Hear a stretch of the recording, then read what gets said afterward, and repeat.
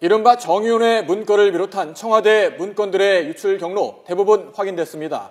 검찰은 청와대 작성 문건들은 모두 박관천 경정이 반출했고 이후 언론사에 유포한 것은 숨진 최경희인 것으로 잠정 결론을 내렸습니다. 네, 검찰은 박경정에 대해서 조만간 구속영장을 청구할 방침입니다. 서울중앙지검에 지금 YTN 중계차 나가 있습니다. 한현희 기자. 네, 서울중앙지검입니다. 네, 청와대 문건이 어떻게 유출됐는지 지금 수사가 가닥을 잡았다고요? 네, 그렇습니다. 검찰은 이른바 정윤회 문건을 포함해서 청와대에서 유출된 모든 문건은 박관천 경정이 반출한 것으로 잠정 결론 내렸습니다. 지난 2월 박경정이 서울지방경찰청 정보 1분실에 가져다 놓은 문건을 한모경위와 최모경위가 복사해 유출한 것으로 파악했습니다.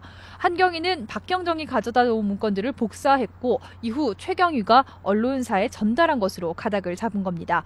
문건이 언론사로 유포되는 과정에 박경정은 직접 관여하지는 않은 것으로 조사됐습니다. 그동안 일명 정윤회 문건과 박지만 문건 등 내용에 따라 다른 경로로 유출됐을 가능성이 제기됐지만 결국 청와대에서 문건을 빼온 것은 박경정, 이를 복사해서 언론사에 넘긴 것은 한경위와 숨진 최경희로 정리가 된 겁니다. 검찰 관계자는 한경위가 숨겨놓은 휴대전화에서 결정적인 물증을 확보했고 이후 한경위와 박경정으로부터 자백을 받아냈다고 설명했습니다. 네, 청와대 문건 유출 경로가 파악이 됐는데 그렇다면 이에 관여한 경찰관들 모두 사법 처리됩니까? 네, 그렇습니다. 검찰은 박관천 경정이 반출한 청와대 문건들이 대통령 기록물에 해당한다고 보고 있습니다. 이에 따라 박경정에 대해서 대통령 기록물 관리법 위반 혐의로 조만간 구속영장을 청구할 방침입니다.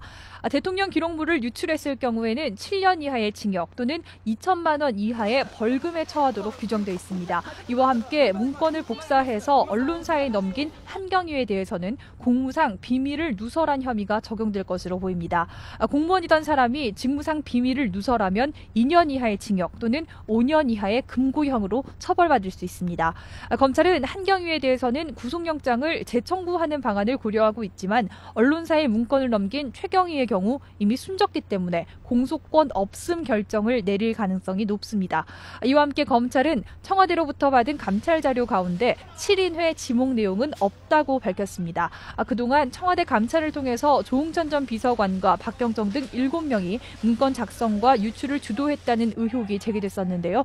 모든 문건은 박경정이 반출하고 청와대 자료에 7인의 내용이 없는 만큼 7인의 역시 실체가 없는 것으로 판명된 것으로 해석됩니다. 검찰은 이처럼 유출 사건의 윤곽을 어느 정도 파악한 만큼 정윤회 씨와 조응천 전 비서관 등을 조만간 다시 불러서 보충 조사를 벌일 방침입니다. 지금까지 서울중앙지검에서 YTN 한현입니다.